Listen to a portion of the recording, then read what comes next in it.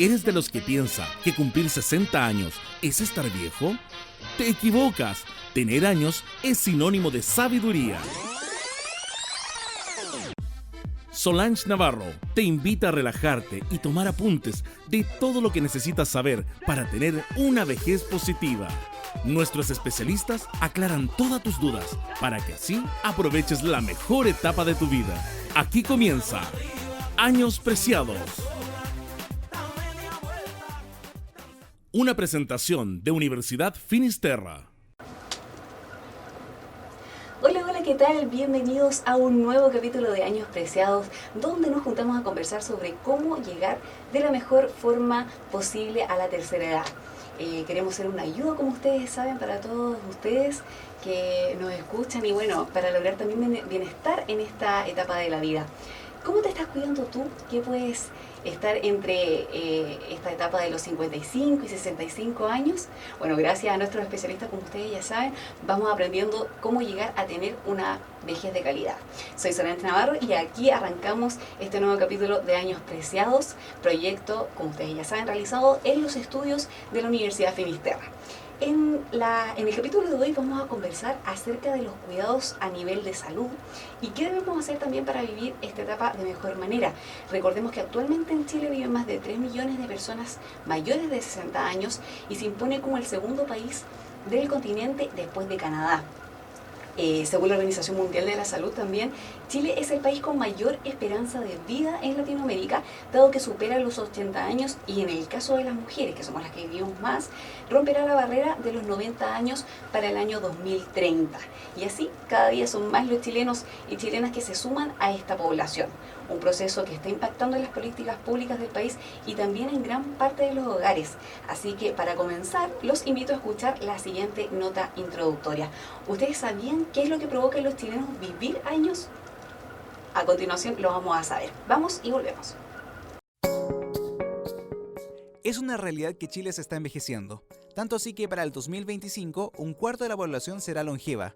Una encuesta realizada por el Servicio Nacional del Adulto Mayor y la Facultad de las Ciencias Sociales de la Universidad de Chile arrojó un escenario pesimista en torno a la vejez del país. El 71% de los encuestados, de un total de 1.200, cree que existe poco o nada de preparación institucional con los adultos mayores y el 62% reconoce que se está preparando poco y nada para esta etapa de la vida. Y el escenario se complica aún más cuando no existe la cantidad de médicos que se necesitan para su atención. Esto porque según el Ministerio de Salud, actualmente existen 105 especialistas de esta área en todo Chile, y de ellos, solo el 40% ejerce en el sistema público. ¿Qué se está haciendo al respecto? ¿Cuáles son las necesidades de los adultos mayores actualmente en nuestro país? ¿Cómo podemos ayudar a que este sector de la población pueda vivir una vejez de mejor calidad? ¿Y qué pasa con las personas que tienen entre 50 y 60 años? ¿Cómo se está pavimentando su camino para ser un adulto mayor?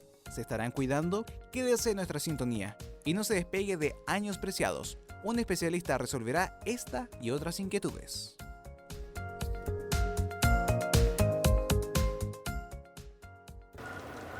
Ahí escuchamos entonces los datos que tenemos que tener en cuenta para poder enfrentar esta etapa de la vida. Y bueno, en esta ocasión, ustedes saben que cada capítulo tenemos a distintos especialistas y por supuesto esta no es la excepción. Tenemos una tremenda invitada y desde ya agradecemos su presencia acá en Años Preciados. Me refiero a la doctora geriatra Marilu Budimich. Doctora, muchas gracias por estar acá. Sabemos que las agendas de los especialistas son bien copadas, pero usted se dio el tiempo de estar acá y se lo agradecemos un montón porque la idea también de este programa es ayudar a nuestra comunidad, ¿cierto? Que ellos también se vayan enterando, que la información llegue lo más cercano posible y aquí cooperamos con un granito de arena respecto a eso. Muchas gracias, Solange, por la invitación. Muy contenta de estar aquí con ustedes. Muchas gracias, doctora. Bueno, y vamos a conversar de lleno porque en realidad este tema es tan grande, yo creo que nunca terminaríamos de conversar, pero vamos a tratar de ahí abarcar todas las aristas para poder entregar de mejor forma la información. Le quería preguntar, desde su experiencia, ¿siente usted que ha habido cambios respecto de cómo se proyecta el adulto mayor hacia el futuro, teniendo en cuenta que yo creo que hace muy poquitos años el panorama era bien desolador, en el sentido de que uno piensa vejez, igual tristeza, soledad, abandono? Yo creo que en los últimos años, probablemente en los últimos 10 años y más en los últimos 5, sí ha ido cambiando un poco el panorama en el sentido de como sociedad y nos damos cuenta de que esto es algo que no le pasa a otros, sino que le pasa a uno. Y ir viendo también cómo va cambiando ese concepto de que al final tiene que ver como con el imaginario.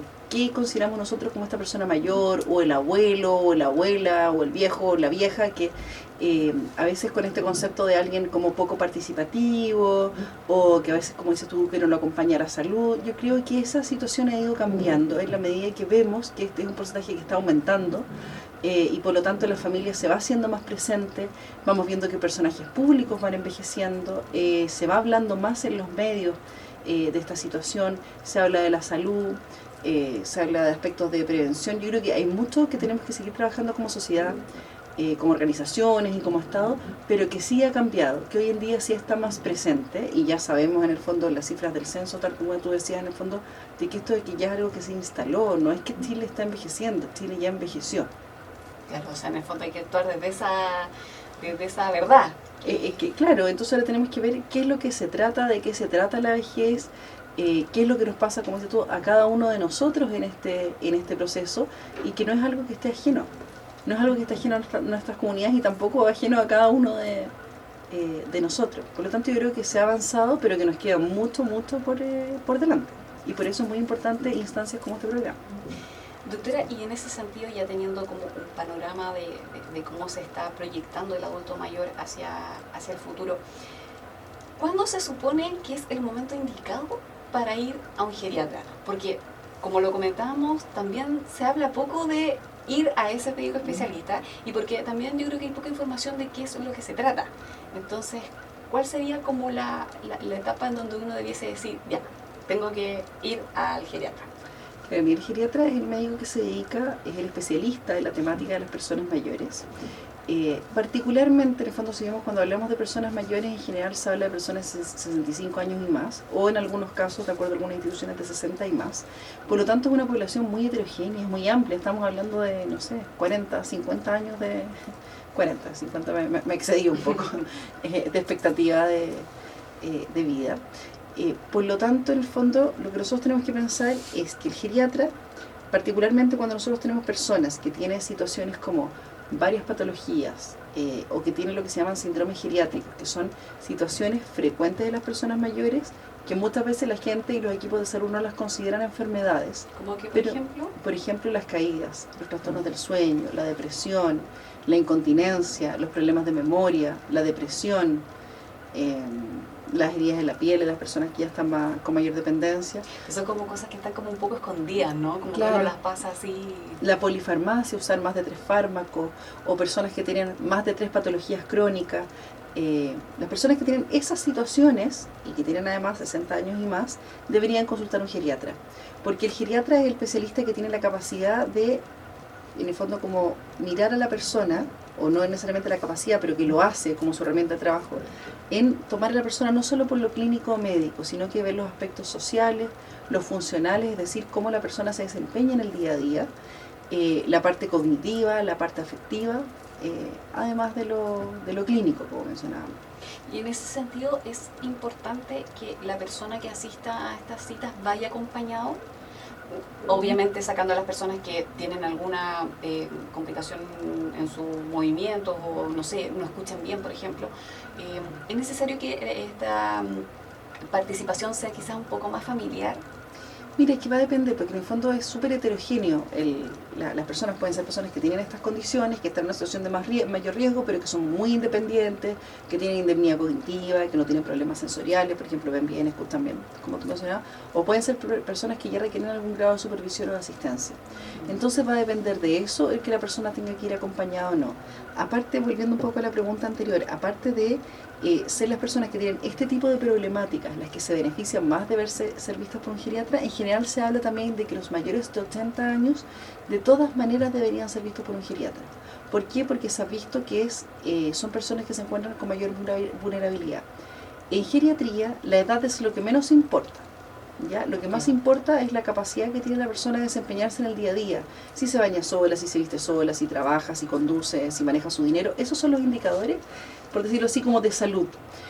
Pero particularmente en los mayores de 80 años se ha visto que es un grupo de mayor vulnerabilidad y por lo tanto, independiente de que estén o no presentes estos síndromes o estas condiciones que yo te mencionaba, deberían ser vistos por un geriatra. Ya, o sea, hay varias partes también de la población que les cuesta mucho llegar a estos especialistas porque, claro, en la salud pública de repente son citas de 2 o 3 meses esperando que el doctor pueda atenderlos. Entonces, también desde ese punto de vista es más complicado para las personas que no tienen tanto acceso a ese médico y también porque no tienen mucha idea de qué se trata esta especialidad. Exacto, y ahí como tú dices, en el fondo, así como tú dices, mencionas esto de ir acompañado, ¿no? Es bueno que uno aproveche las instancias de atención en salud, no solo con el médico geriatra, con cualquiera, pero efectivamente uno debería prepararse para las atenciones. En ese sentido, por ejemplo, sirve llevar una libreta o alguna bitácora donde las personas vayan anotando por qué fueron, en qué fecha, qué fue lo que les dijeron las personas, independiente, como decís tú, si van acompañados o no, si tienen algún nivel de dificultad o si hay alguien que ya esté involucrado en los cuidados y el acompañamiento, por supuesto que es bueno que asistan acompañados.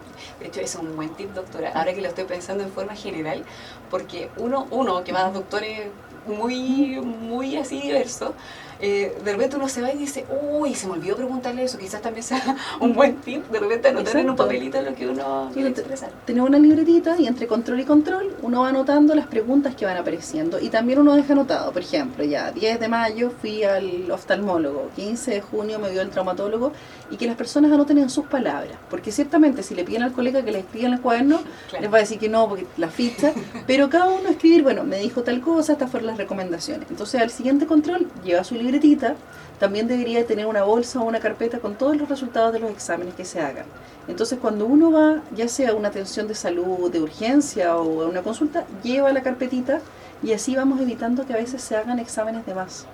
Y por otro lado, que también que el profesional que los ve pueda tomar decisiones con la mayor cantidad de información. Y lo otro que uno debería llevar también a la consulta, debería ser una bolsa donde meta todos los medicamentos que usa habitual ocasionalmente para mostrárselos al doctor o a la doctora. Porque a veces uno le preguntan, ¿qué está tomando? Y la persona dice, no, si usted sabe, doctora, lo de siempre, lo de la ficha. Pero entre lo que nosotros los doctores tenemos anotado en los registros y lo que las personas toman, a veces hay un abismo de diferencia. Claro. Entonces lo más fidedigno es que sea el mismo paciente el que diga, yo de esta cajita tomo esto, de esto tomo esto otro. Porque si no, uno le dicen toma una pastillita rosadita, una amarillita, una chiquitita, y la verdad es que eso puede llevar a confusión. Sí, no, y aparte que hay casos también en donde se van cambiando los doctores y uno como que tiene la sensación de que el doctor lo sabe todo, el doctor que lo está recibiendo, entonces también ahí hay... Exactamente. Hay que tomar en cuenta eso.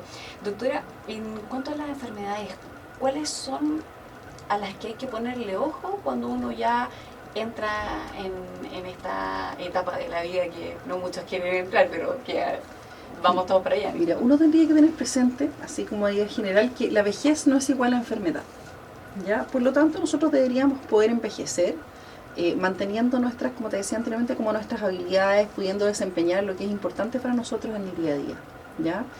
Efectivamente, en la medida que uno envejece, aumenta la probabilidad de desarrollar enfermedades, ¿ya? Puede aparecer hipertensión, puede aparecer diabetes, puede haber problemas, no sé, cardíacos de distinto tipo, pero eso no significa que sea parte de la enfermedad. Así como también pueden aparecer estas otras situaciones, como yo te mencionaba, el caerse, la incontinencia, no ver, no escuchar. Entonces, si nosotros entendemos que la vejez no es igual que la enfermedad, cuando a mí me empiezan a aparecer cualquiera de estas otras cosas a las cuales uno generalmente dice que le ataca el carné, ¿cierto? Claro. Ahí es cuando hay que consultar, ¿ya? Porque si no, ¿qué es lo que pasa? Las personas empiezan, por ejemplo, puede tener una caída o tener ánimo depresivo o empiezan a desnutrirse, por ejemplo, bajan de peso o exceso de peso, empiezan a tener dificultades en el día a día, van abandonando ciertas actividades y todo eso le empiezan a echar la culpa a la edad, entonces no consultan. Yeah. Por lo tanto, a todas esas cosas tienen que ser síntomas de alerta. En el fondo, si uno empieza a ver que aparecen nuevas condiciones y que eso está afectando las capacidades que yo tengo para desempeñarme en el día a día, tengo que consultar. O por último, si tengo la duda, ¿ya? Pero no achacarle a la edad esa cosa. Si me caigo, si tengo miedo, si estoy tendiendo, por ejemplo, a estar más solo, más introvertido, o si siento, por ejemplo, que me está fallando la memoria y que tengo dificultad para concentrarme, para administrar mi dinero o dificultades con el transporte, con cosas que son en el lenguaje de las personas, son cosas del día a día. Uno no necesita que la persona tenga como el diagnóstico, oiga doctor, me pasa, sino que, Claro. ¿sabes qué me está? Yo no era así, ahora soy así. Sí, yo no, es ¿Quién? capaz de Y eso uno sentirlo. es el mejor para darse cuenta de eso, uno o sus familiares que le van a decir, ok, consultemos, veamos qué es lo que está pasando. Y esta luz de alerta, por así decirlo, también puede generar de alguna forma la idea de poder tener una mejor vejez. Y en ese sentido, ¿cómo lo hacemos cuando estamos recién entrando a esa etapa? ¿Cuáles diría usted desde su experiencia también y de haber tratado a tantas personas, adultos mayores, cómo se puede ingresar mejor de esa forma? Porque usted ha nombrado mucho una palabra y yo creo que es la que predomina en este sector de la población, que es el miedo. Como que uno tiene mucho miedo a decir, ya, 60 años, ya casi que se acabó mi vida, no hay nada más que hacer. ¿Hay herramientas para enfrentar de mejor manera el hecho de decir, voy a ser adulto mayor, sobre todo las personas de 50 años ya hacia arriba? Claro. Mira, lo que pasa es que hay que pensar dos cosas, y te voy a contestar lo de los 50 años para arriba, pero hay que pensar que uno empieza a envejecer en el momento que nace. Que nace, sí. Por lo tanto, si nosotros queremos envejecer de la mejor forma, una de las cosas más importantes es que nos demos cuenta desde pequeños y que nosotros entendamos por nuestra vida y por la de nuestros hijos y nuestros nietos, que todo lo que nosotros hacemos marca nuestro futuro. Y eso tiene que ver, por ejemplo, en el tener ciertas cosas que se llaman como hábitos de vida saludable, que puede sonar un poco cliché y que a la gente a veces le da lata porque todos queremos una pastilla para envejecer mejor, pero la verdad es que lo que nos hace envejecer tiene que ver en cómo hemos vivido la vida. Entonces, por ejemplo, ¿cómo podemos llegar de mejor forma? Y independiente del momento del que nosotros nos preguntemos, porque podemos decir, mira, que pucha, tengo 50 años, quizás ya no viví de esa forma, o tengo 70 y quiero saber cómo seguir envejeciendo mejor, o tengo 80, y bueno, y en todo momento va a ser igual de válido este tema que tiene que ver con los hábitos y estilo de vida saludable. Y que tiene que ver, por ejemplo, que con las cosas que nosotros protegemos, a veces hablamos de proteger el corazón, Claro. o protegemos el cerebro, también estamos protegiendo el resto del cuerpo. ¿Qué cosas son importantes? Por ejemplo, la actividad física. La actividad física es relevante y deberíamos hacer actividad física, en el fondo, a lo largo de toda la vida. Y esa actividad física puede ser desde una caminata a una velocidad que cada uno la puede regular, pero es una caminata en la cual yo puedo caminar y hablar. Si ya empiezo como... Javier, tengo que bajar un poquito la marcha. Ya. Yo debería poder ir caminando y hablando. Y por lo menos caminar unos 30 minutos 3 veces al día, 3 veces a la semana, perdón. Hay la recomendación en general para población en general al día de hoy es que deberían ser 150 minutos a la semana de algún tipo de actividad física. Ya. ¿Ya? O sea, podemos contar las caminatas. Lo que pasa es que eso Sí. igual es como extraño. Uno dice, pero ¿cómo va a hacer ejercicio caminar? Pero por supuesto que hay ejercicio caminar. Y es un muy buen ejercicio y tienes poca probabilidad de lesiones. Igual hay que preocuparse del calzado que uno utiliza, de las veredas que a veces no están tan buenas, de la iluminación, de elegir, por ejemplo, en el verano la mejor hora para caminar. Pero actividad física. Y actividad física que sea del gusto de la persona, pero considerando incluso si no, es que no tengo plata, mira, desde caminata. ¿Ya? Eso. Y por lo menos unas 3 veces a la semana, 30, 20 minutos, partir de a poquitito, 5 minutos, 10 minutos, 15, y ahí en el fondo ver qué es lo que podemos, cuánto es lo que podemos alcanzar. La alimentación. En la alimentación, tener una alimentación equilibrada, consumir frutas, verduras, lácteos, las carnes blancas, el pescado, el pollo, las carnes rojas también, pero en menor cantidad, todo lo que son los granos, los cereales. Bueno, ustedes ya tuvieron, han hablado de esos temas, pero es relevante. Evitar el tabaco y evitarlo siempre. Y si ha fumado toda su vida, si deja de fumar, también ayuda. Hay gente que dice, bueno, es que doctor, es que igual me va a dar cáncer. Sí, puede que igual le dé cáncer, pero va a tener mejores inviernos y se va a cansar menos. Y puede disminuir el riesgo de otras enfermedades respiratorias que también se asocian al tabaco y que no necesariamente son el cáncer. ¿Ya?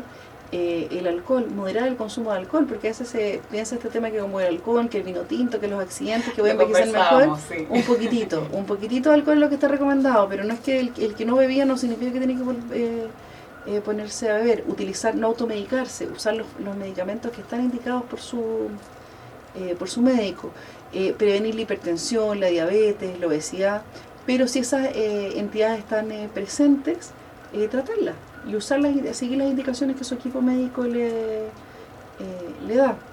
ese tipo de, bueno, mantenerse socialmente activo e intelectualmente activo, vinculado con distintas instancias. Son esas cosas las que nos hacen vivir de mejor forma y por lo tanto nos hacen entrar de mejor manera, como tú dices, en esta edad o en la tercera edad.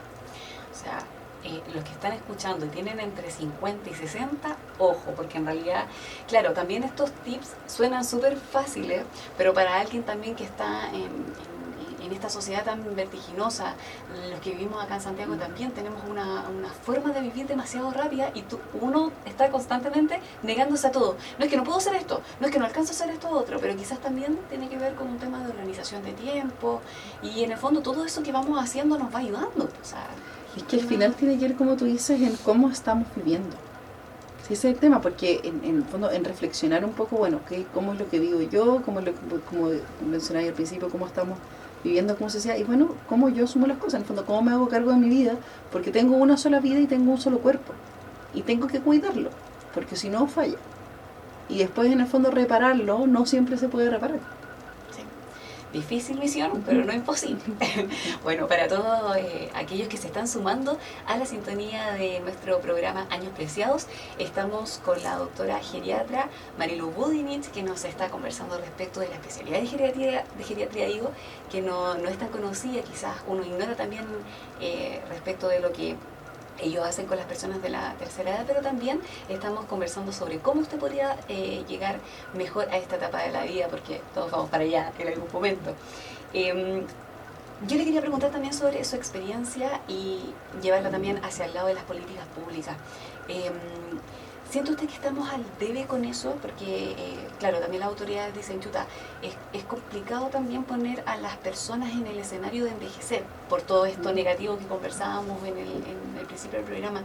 Pero usted, como especialista que tiene esta vitrina, ¿cierto?, este contacto con las personas que acuden a usted, faltan cosas, hemos evolucionado en ese sentido. ¿Cómo ve usted el panorama desde ese punto de vista?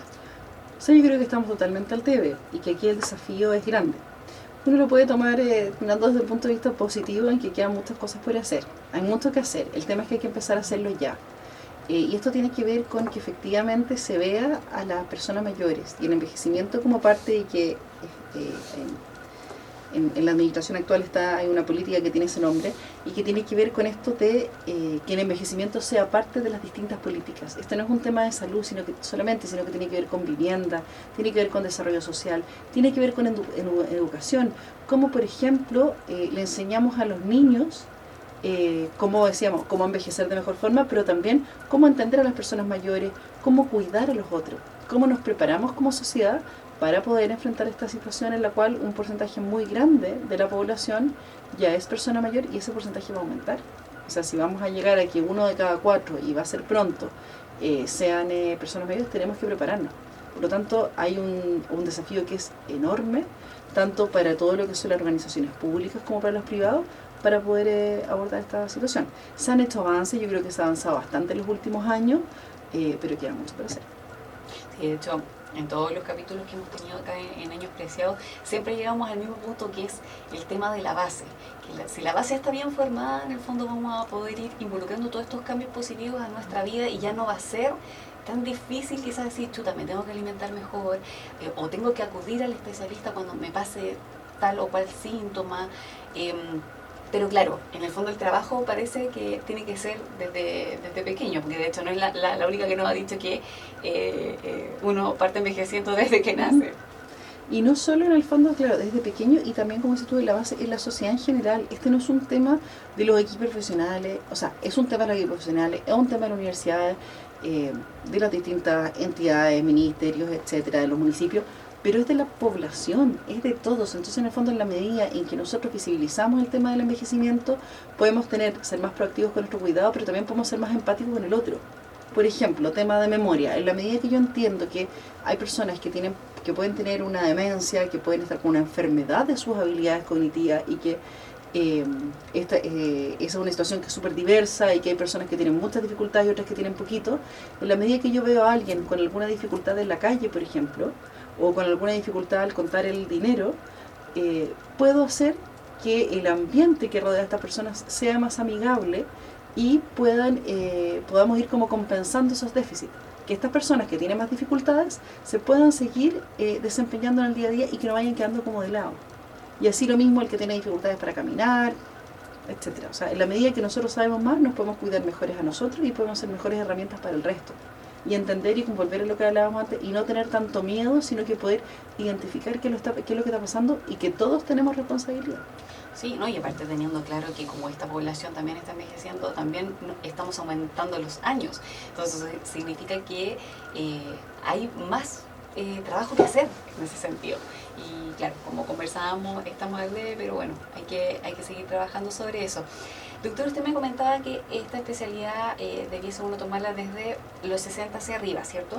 Si yo, por ejemplo, tengo 55 años y estoy sintiéndome media extraña, estoy quizás pensando en cosas que no pensaba antes, ¿puedo acudir al geriatra? ¿Hay algún...? Totalmente, porque más como dijimos anteriormente, más que la edad, ¿ya? Son estas condiciones. Si yo tengo 55 años, por ejemplo, y tuve un accidente vascular, uso varios medicamentos, he dejado de hacer cosas, he cambiado mi rutina, esa persona se va a beneficiar de un abordaje geriátrico. Y cuando hablamos de abordaje geriátrico, no necesariamente es del abordaje que hace el médico geriatra, sino que la geriatría es una entidad en la cual se trabaja con distintas disciplinas y puede que requiramos intervenciones en estos distintos ámbitos que dijimos antes, en lo social, en lo funcional, en lo clínico o médico o en la parte afectiva o cognitiva. Así que si uno tiene estas otras situaciones, como decíamos, que ya les mencionamos algunas y además en el fondo este cambio en la funcionalidad, puedo consultar al geriatra. Ya, o sea, para que quede claro acá, no hay banderas para eso, porque como uno asocia tanto la geriatría con tercera edad, uno como que, claro, de repente dice, chuta, me siento depresivo, voy al psicólogo, estoy inventando. Pero quizás un geriatra puede encauzar mejor esa información que uno de repente duda o no sabe. Lo que pasa es que uno también tiene que confiar en sus equipos de salud y pensar un poco cómo funciona, si vamos al sistema público, que si uno tiene cualquier inquietud de salud, uno debería ir a su médico de atención primaria o a su médico general y lo más probable es que gran parte de las situaciones sean resueltas a ese nivel. Pero si es algo que empieza a superar ese nivel de atención o que la persona que siente que esto va más allá en cuanto sobre todo a la repercusión que está generando el cuadro o a la primera abordaje que se hizo o a la coexistencia de situaciones que se están dando, ahí deberíamos ir al geriatra, porque a veces pasa, a mí me ha tocado ver personas jóvenes que quieren, más jóvenes, no sé, 50 y algo, y que quieren saber cómo envejecer bien, y uno ¿qué es lo que hace? Es chequear cómo está su estado de salud general, ver cuáles son los factores de riesgo que tienen, darle recomendaciones generales, y muchas veces lo que les dice es que vuelvan a su médico de cabecera, médico de familia, médico general, internista, la persona que los vea, y que más adelante nos volvamos a ver. No sé, en 5 años, por ejemplo, siempre que mantenga los controles anuales con su médico, por ejemplo, pero que se venga más adelante conmigo, o si cambio alguna de estas situaciones. ¿Ya? De hecho, yo me quería poner justamente con usted y usted se me adelantó. Quería justamente preguntarle, como usted tiene consulta y tiene constantemente pacientes, ¿se ha visto ese cambio quizás actualmente?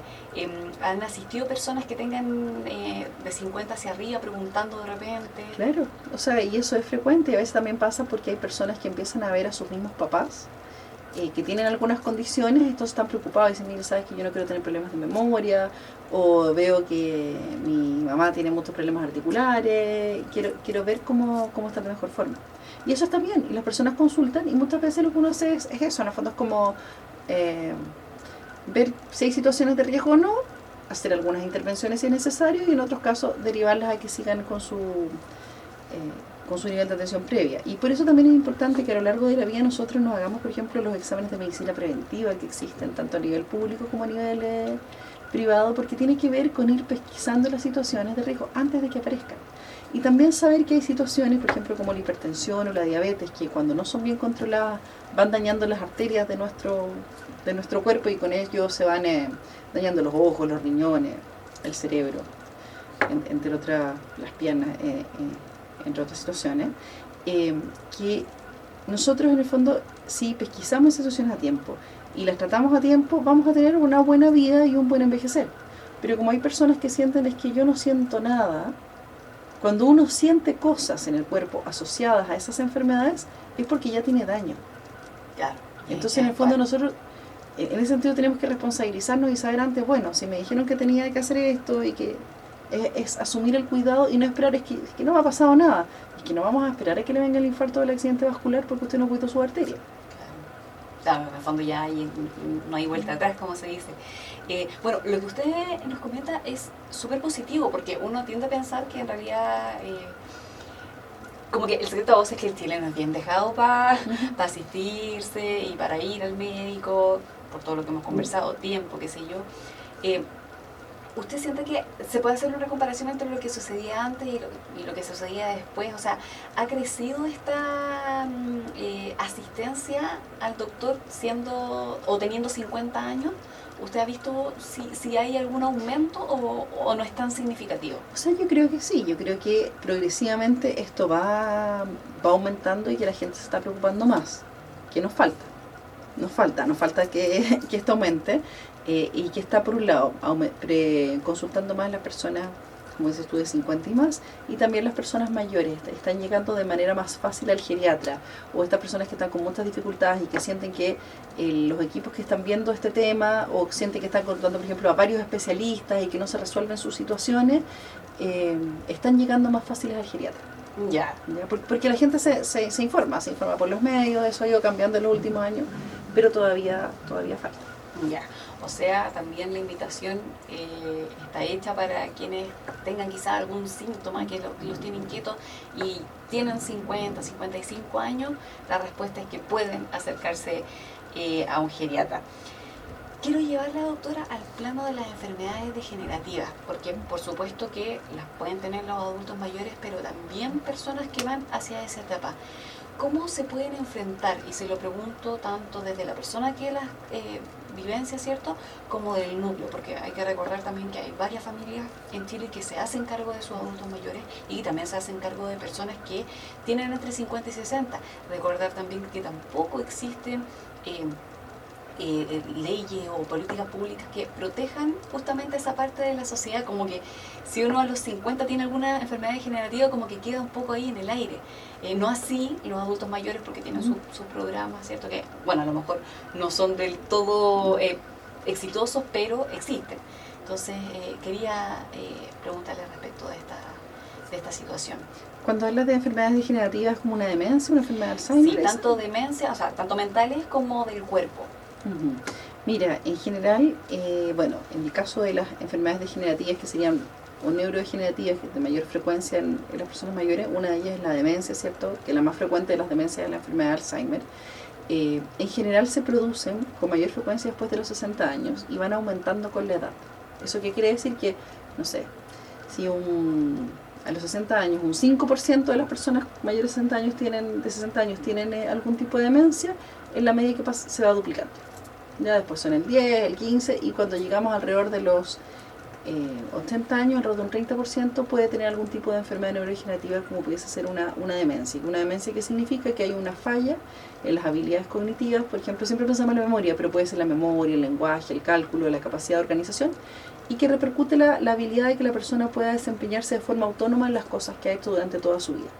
Por lo tanto, es un espectro súper amplio, que va desde personas que pueden tener algunas dificultades, por ejemplo, para organizarse con el transporte, el dinero, los medicamentos, hasta personas que requieren ayuda en todo, para vestirse, bañarse, comer, etc. ¿Ya? Eso efectivamente es más frecuente después de los 60, pero se da en personas mayores menores. Será el 1% de los casos, es poquito, ¿ya? Pero de igual forma, en el caso de estas personas, se benefician de un abordaje integral como es el que puede dar la geriatría, que uno tiene que entender que aunque estas condiciones uno piensa, no sé, por ejemplo, tienen una base neurológica, están en una persona y repercuten en todo. Por lo tanto, tenemos que hacer un cuidado de la salud que sea integral y nuevamente preocuparnos de todos esos aspectos, de lo cotidiano, qué pasa con la red social, quién es el que está cuidando, esta persona está trabajando o no, qué pasa con su pensión. Por lo tanto, se benefician de este abordaje. Y en el caso, que es muy frecuente, también en ese ámbito de edad que tú mencionas, entre los 50 y los 60, se da que muchos de ellos pueden ser cuidadores. Claro. Cuidadores de sus parejas o de sus papás, de sus padres. Y ahí también es muy relevante varias cosas. Uno, preocuparse de la propia salud, porque a veces pasa que esta persona que está cuidando a otro deja de ir a sus controles y luego empieza a tener una peor salud y empieza a tener complicaciones, incluso que la persona que cuida. Claro. Pueden aparecer problemas de salud mental también. Por lo tanto, es importante cuidar la propia salud, tener espacios de respiro y también capacitarse, entrenarse, saber, aprender para lo que le está tocando, porque muchas veces pasa que las personas que ejercen este rol como de cuidador o de acompañamiento lo hacen tratando de hacer la mejor de lo que se les ocurre y de la mejor forma posible, y muchas veces aciertan, pero también a veces pasa que cometen desaciertos o hay cosas que podrían hacer de una forma más óptima para ellos y para la otra persona y no tienen por qué saberlo. Y por lo tanto es importante que se acerquen a sus equipos de salud. Y siempre yo creo que tener la premisa de ver, bueno, qué es lo que podemos hacer. O sea, siempre pensar en como decíamos, este vaso medio lleno y medio vacío, que siempre hay estas cosas que se pueden hacer. Incluso cuando uno está en una enfermedad en etapa avanzada, siempre hay pequeñas cosas con las que nosotros podemos mejorar la calidad de vida de la persona a la que estamos cuidando y la propia salud. Y en ese sentido, ¿siente usted que estamos un poco a la altura de estos cuidados? Porque, claro, conversábamos respecto de la persona que siente estos síntomas, pero también estábamos dejando de lado a la persona que se preocupa y se ocupa de personas que están con estos problemas, ya sea adulto mayor o sea de menos edad. Todo nos va a pasar como más recurrentemente y al parecer no estamos teniendo las herramientas que debiésemos tener. Entonces, ¿qué pasa con esas personas que quizás tampoco tienen tanto acceso? Estoy pensando en los lugares que son un poquitito más escondidos de nuestro país, en donde uno no tiene como las herramientas para consultar, quizás el consultorio le queda a miles de kilómetros. ¿Cómo lo podemos hacer ahí con las ideas que podemos sacar de la casa? Porque hemos escuchado también que hay muchas cosas que se pueden hacer mentalmente, como por ejemplo hacer juegos, puzzles, crucigramas, cosas que vayan ayudando a nuestra mente. Pero, ¿qué pasa con las enfermedades que son más complicadas? O sea, ¿cómo lo vamos abarcando? Como con lo poco y nada que tenemos a mano. O sea, yo creo que hay distintos roles. Hay uno el que tiene siempre como la información y la educación que nosotros podemos tener a través de las instancias, como pueden ser nuestros equipos de atención primaria, también el rol que pueden tener las municipalidades con sus departamentos de adulto mayor, ¿ya? Y otros beneficios sociales en los cuales a veces uno se puede acercar porque pueden haber cursos, a veces pueden haber programas de apoyo al cuidado, que ciertamente en Chile es deficiente, pero existen iniciativas que son pilotos.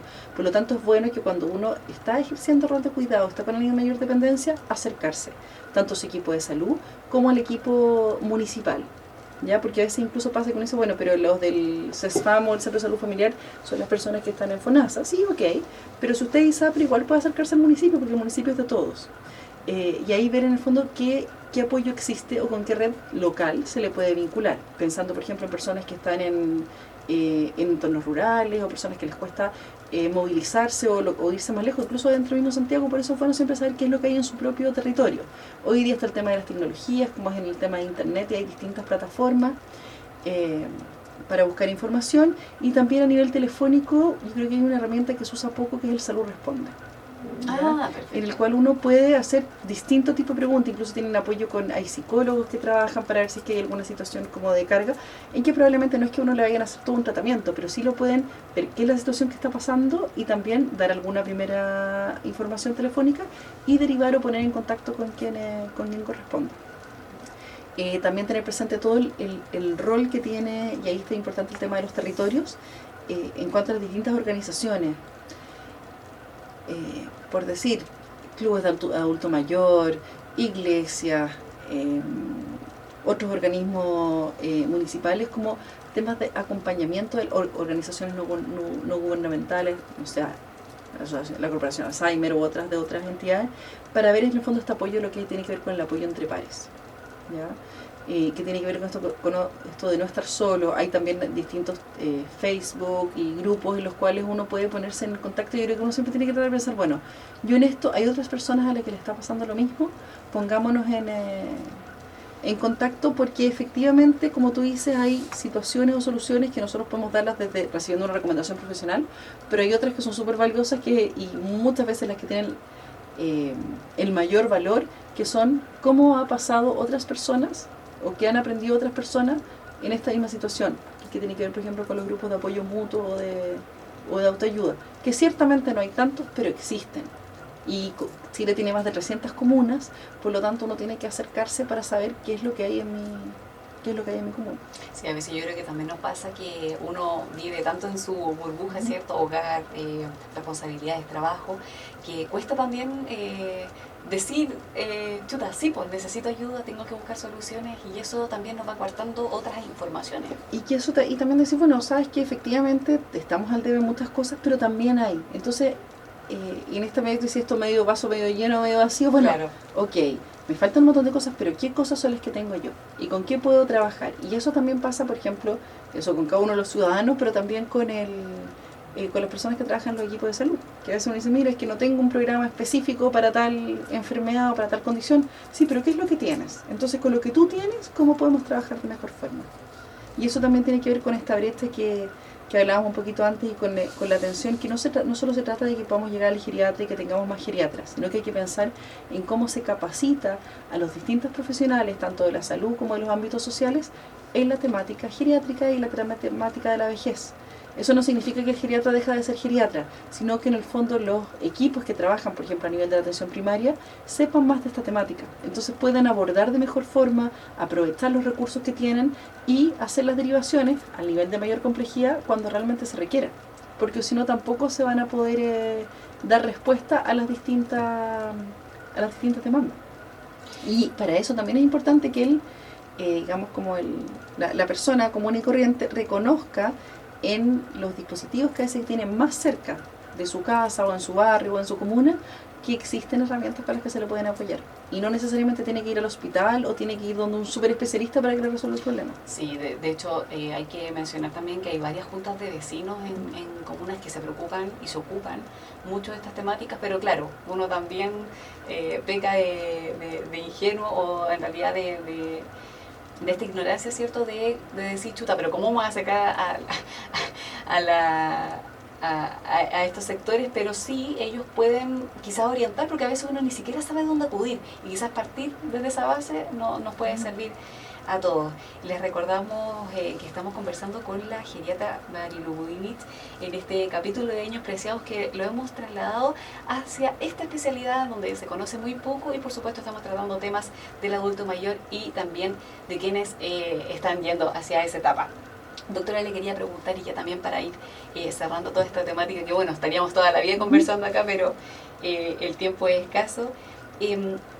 ¿Cómo podemos ayudar a un familiar que sea adulto mayor, tanto desde la perspectiva de persona cuidadora, entre comillas, pero de núcleo familiar? Porque hemos tratado también en este programa las relaciones que van ayudando a fortalecer quizás esta etapa de la vida, pero desde su mirada, ¿qué podría ser positivo para que también las personas que llevan cuidando y las que están también yéndose allá puedan vivir mejor esta etapa? Porque hay muchos hogares en Chile que tienen adultos mayores, y lo que usted comentaba, hay personas que cuidan a sus papás como también cuidan a sus parejas, pero ¿cómo podemos también abordar que sea todo esto una armonía y al final del día no se transforme en querer morirse por tener que llevar esta situación a cabo? Es difícil, infiero, para todas las personas que pasan por esta situación, pero a través de esta vía quizás poder entregarle algunas herramientas, darle algunos consejos. Yo creo que una de las cosas súper importantes es poder reconocer al otro como dentro de su biografía, de conocer y entender quién es esa persona que yo tengo al frente y cuál es su valor, en el fondo el valor de su historia, independiente de las capacidades que pueda o no mantener en este momento. Saber cuáles eran sus gustos, cuáles eran sus hábitos, con qué cosas nos puede aportar. Porque a veces pasa, sobre todo en nuestra cultura, en otras culturas esto no pasa, que si uno ve a alguien con un poco más de problemas de la salud o que puede estar un poco enlentecido por algo, como que se asume que en el momento en que esa persona deja de proveer o deja de trabajar fuera de la casa, como que va a dejar o por ejemplo si una dueña de casa deja de ser tan activa con algunas cosas, en algunas actividades, va a dejar de ser un aporte. Yo creo que tiene que ver con, en el fondo, poder visualizar a esa persona siempre en esta trayectoria, bueno, qué es lo que esta persona nos ha dado, qué es lo que ha sido y qué es lo que nos puede seguir dando y de qué forma puede participar. Participar desde las opiniones, desde la rutina, de las distintas actividades que pueda realizar ese núcleo familiar, considerar a esta persona. Yo creo que eso es muy importante. Y luego, cuando las personas tengan algún otro problema de salud, por ejemplo, si hay alguien que no escucha bien o que no ve bien, ya dijimos, bueno, consultar y también apoyarlos. En el fondo, si es que esas personas tienen que usar su audífono o tienen que usar sus anteojos o requieren algún tipo de apoyo o ayuda, prestarles esa ayuda. Y también entender que nosotros cuando ayudamos o acompañamos, la idea es que lo hagamos de forma progresiva. ¿Eso qué quiere decir? Ayudar a la persona en lo que requiere ayuda, pero no ayudarla de más. Porque si no terminamos con todo el cariño del mundo invalidando a los otros. Ahí hay una línea pero muy delgada. Entonces en general uno habla, por ejemplo, que uno primero tiene que asistir es primero los ojos, que a veces es mirar, yo te veo. Simplemente veo cómo lo haces, veo si te equivocas, luego te lo recuerdo. Hay personas que requieren un recordatorio, mira, hazlo de esta forma, hazlo de esta otra forma. Y por último son las manos, es decir, por último voy y lo apoyo y hago algo físico donde apoyo a esa persona o hago la actividad por ella. Pero si hay una persona que la verdad que tiene la capacidad de vestirse, lavarse los dientes y salir, no tengo que dejar que deje de hacer esas cosas. Tenemos que hacer que las personas puedan tratar de mantener su autonomía lo más que puedan. Y como dices tú, a veces hay una delgada línea entre lo que es la autonomía y los riesgos. Y ahí, bueno, tenemos que ir viendo qué es lo que la persona que puede hacer y cuáles son los riesgos aceptables para esa persona y para esa familia, que además son cosas súper individuales, ¿ya? Yo creo que en esas cosas el entorno, tanto en favorecer la autonomía, en respetar y en integrar, es fundamental. Y que tiene que ver con reconocer que tengo este otro ahí. Y a veces pasa que podemos tener personas que son requerir apoyo de terceros, que pueden estar en una situación de más fragilidad o más vulnerabilidad, pero siguen siendo el sostén económico de su familia. Y podemos tener personas que son nonagenarias y están pagando los estudios superiores de sus nietos. Entonces, y hay que reconocer esas cosas, porque a veces pasa que como sociedad es como que lo dejamos de lado. Alguien que ha colaborado y ha contribuido toda la vida y que lo sigue haciendo, y eso mismo pasa un poco con esto de estar al debe, como decíamos, en lo que son las políticas de Estado. O sea, nuestros mayores de hoy son las personas que han construido Chile, por lo tanto Chile no puede darle la espalda, sino que tenemos que invertir y tenemos que saber en el fondo también que en la medida que esas personas estén mejor, todos vamos a estar mejor. No solo porque se lo debamos, porque uno puede decir por un tema ético, no, sino que además si mis mayores están mejor, son menos dependientes, están más ayudados y tienen una mejor calidad de vida, su entorno va a estar mejor. Claro, es como ese sentido de la valoración, ¿cierto? Valorar todo lo que las personas adultas mayores han hecho por nuestro país y por todo lo que nos entregan también, nos siguen entregando. O sea, y por lo que somos nosotros, porque en el fondo lo que uno tiene que pensar que eso que yo veo, en el fondo ellos fueron como nosotros y nosotros vamos a ser como ellos. Por lo tanto también es uno podría decir desde el punto de vista egoísta, estoy invirtiendo, tenemos que invertir para nosotros, para nuestros hijos, para que en el fondo todos podamos vivir de mejor manera.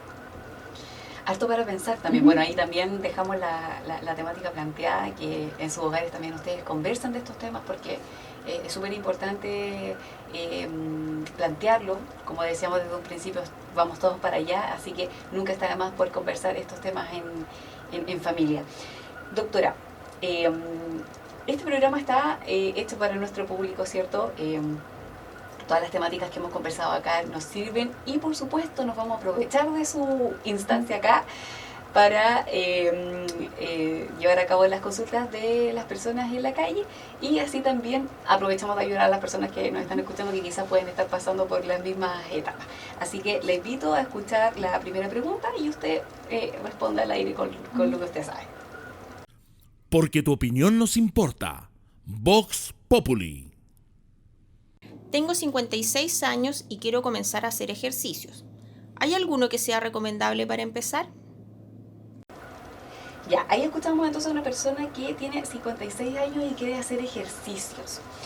¿Hay alguna forma para prepararse al respecto? Porque hay personas que no van al doctor ni consultan qué ejercicios pueden hacer, y eso también puede traer algunos problemas. ¿Qué es lo que uno debiese hacer de principio para poder tener una rutina mejor? Yo creo que lo primero es que uno tiene que tener una evaluación por su médico general y ver cómo está la salud. En algunos casos hay que hacer un electrocardiograma, ver si hay algunos síntomas que nos hagan sospechar de alguna enfermedad. En algunos casos va a ser necesario pedir exámenes de laboratorio, como digo, un electrocardiograma, en otros casos quizás no. Y después de eso, ver si hay alguna contraindicación específica para el ejercicio, uno puede escoger cuál es el ejercicio al que tiene acceso y al que le gusta. ¿Ya? Y en el fondo comentarle al doctor, mire, sabe, lo que yo voy a hacer es paracaidismo, no, voy a hacer caminata, voy a nadar, voy a bailar, eso. Yo creo que eso es lo principal. Y si uno no tiene mayores, digamos, como impedimentos, limitaciones físicas, puede hacer cualquier tipo de ejercicio, salvo que el médico le diga, mire, sabe que este tipo de ejercicio para usted no sería bueno porque su rodilla no le haría bien. Yo creo que eso en el fondo, la evaluación médica es fundamental, ver qué es lo que uno tiene cerca, qué es lo que le gusta y que ojalá el ejercicio sea con tutor en el fondo. ¿En qué sentido? Que nosotros, por ejemplo, hay muchos ejercicios que se hacen, a veces incluso en las distintas comunidades, con instructores, algunos son con profesor de educación física y hay otros que son con kinesiólogos.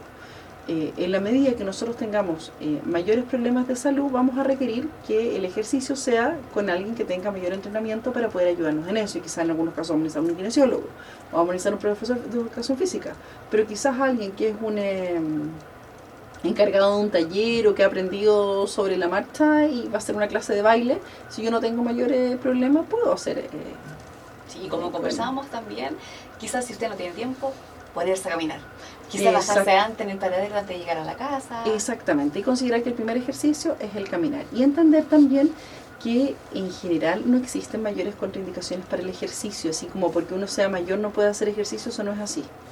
Entonces uno tiene que hacer, si yo me he hecho un chequeo médico y he preguntado por el tema del ejercicio y no me han dicho que hay algo que no puedo hacer, significa que hay que moverse. Todos tenemos que movernos, uno tiene que pensar que el reposo es bueno para los muertos, que el muerto descanse en paz, pero el resto tenemos que movernos porque de verdad uno sabe que es difícil, hoy día los niños, las generaciones más jóvenes lo tienen más claro, pero en el caso de los mayores no, y los edades intermedias tampoco, es como dedicarse a la vida, uno se dedica o a la casa o a los niños o al trabajo y no te mueves. Y la verdad es que después el cuerpo sí te pasa la cuenta, porque en la medida que uno se mueve, se pierde musculatura, se pierde hueso, se pierde estabilidad y al final eso repercute en la funcionalidad y en la calidad de vida de las personas. Y lo otro, que uno no haya hecho ejercicio no significa que no pueda empezar a hacer hoy día. Y como decíamos, empiece a caminar. O sea, nunca es tarde, así que tómelo en cuenta y para todos los que nos están escuchando pueden tomar también este consejo de la doctora. Seguimos con la segunda pregunta. ¿Puedo acudir a un geriatra si no tengo sospechas de alguna enfermedad? Tengo 55 años. Esta consulta la habíamos de alguna forma respondido anteriormente, pero para que quede claro también si alguien se está sumando a nuestra sintonía, preguntaba si puede acudir a geriatra si no tiene alguna sospecha de enfermedad. Bueno, ahí cambia un poquito el ítem, pero puede acudir a alguien, ¿cierto?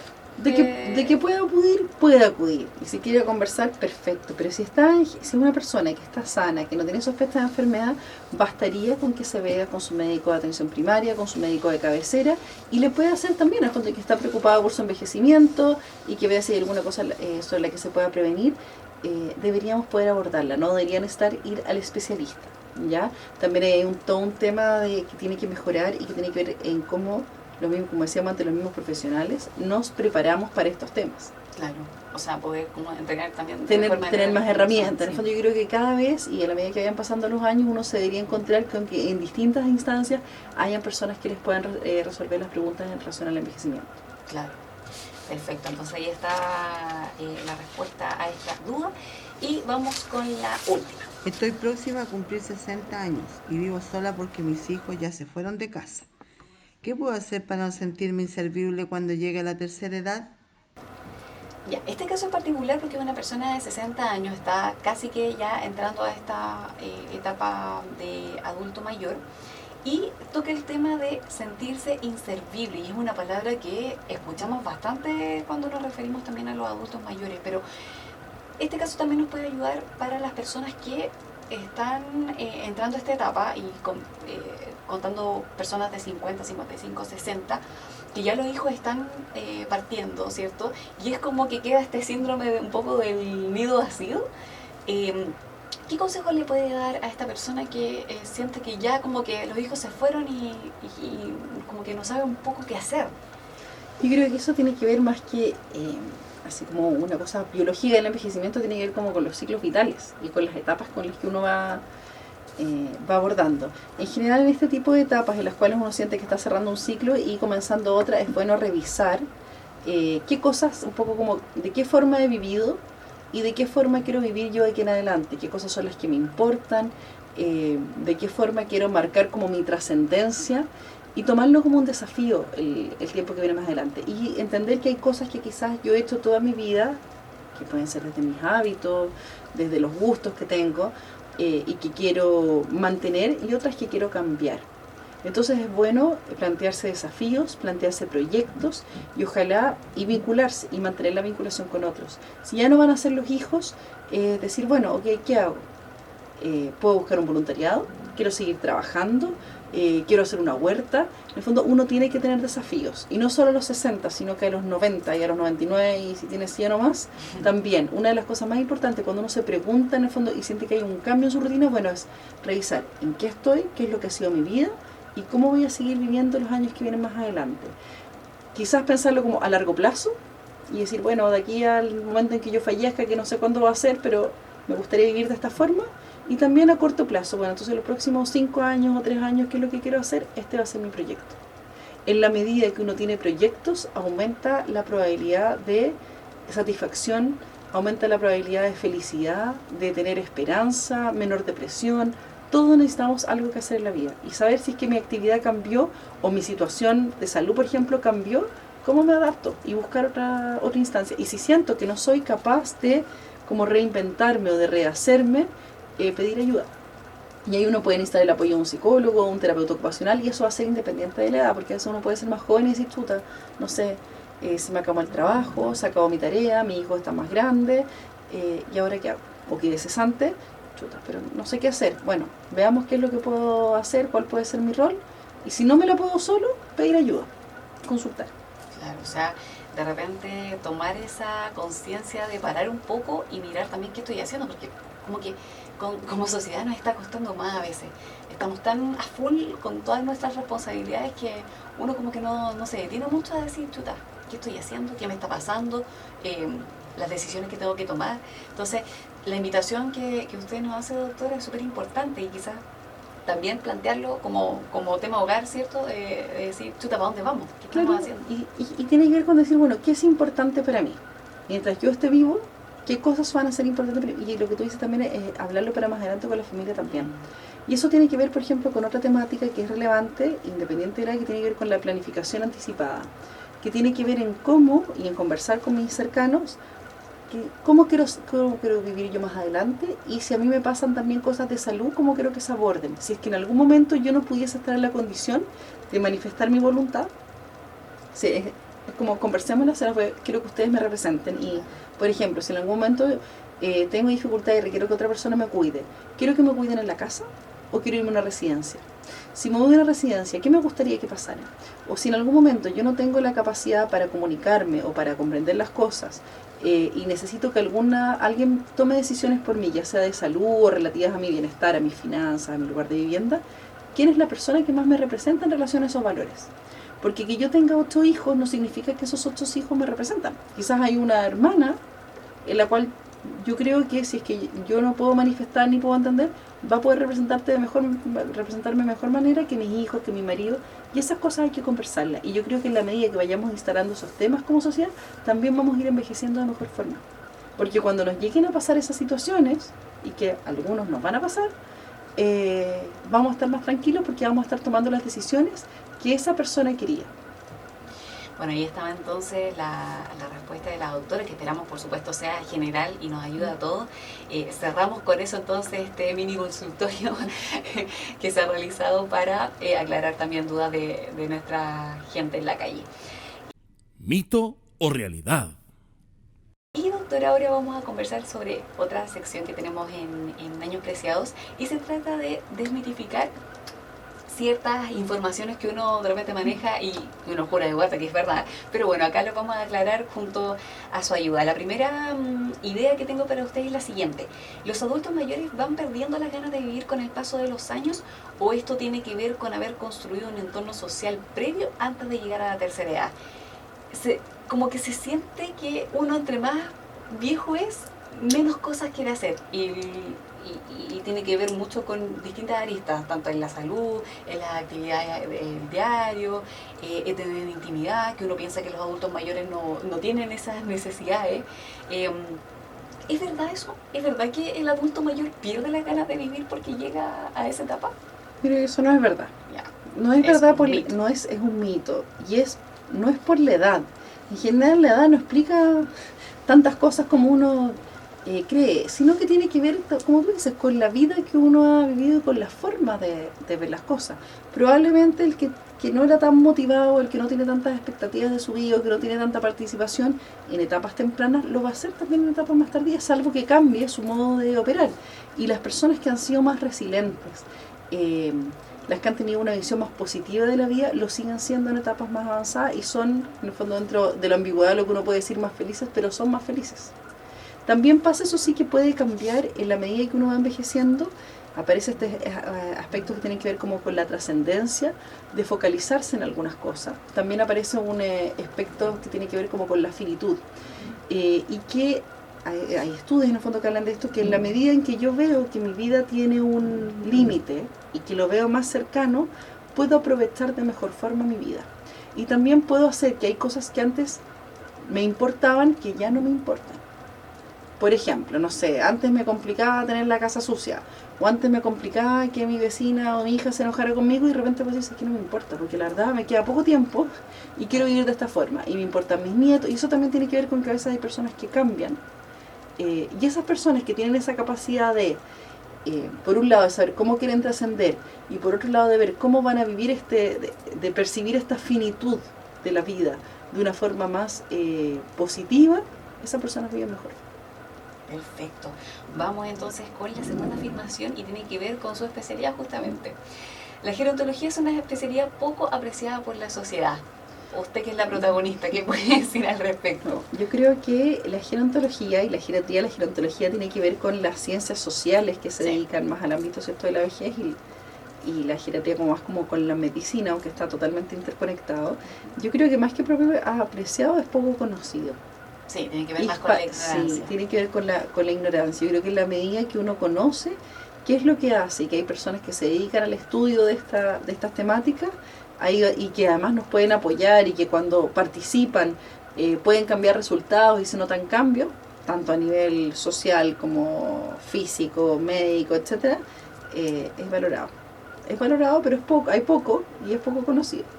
O sea, es una realidad. Sí. Totalmente. Y nos vamos con la tercera apreciación y dice así: el envejecer paraliza la capacidad de aprender.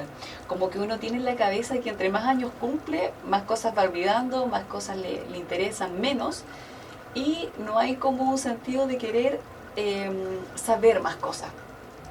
¿Realidad o mito? Eso es un mito. Eso no es verdad. En la medida que nosotros vamos envejeciendo, podemos seguir aprendiendo. Desde el punto de vista físico o biológico, el aprendizaje se mantiene.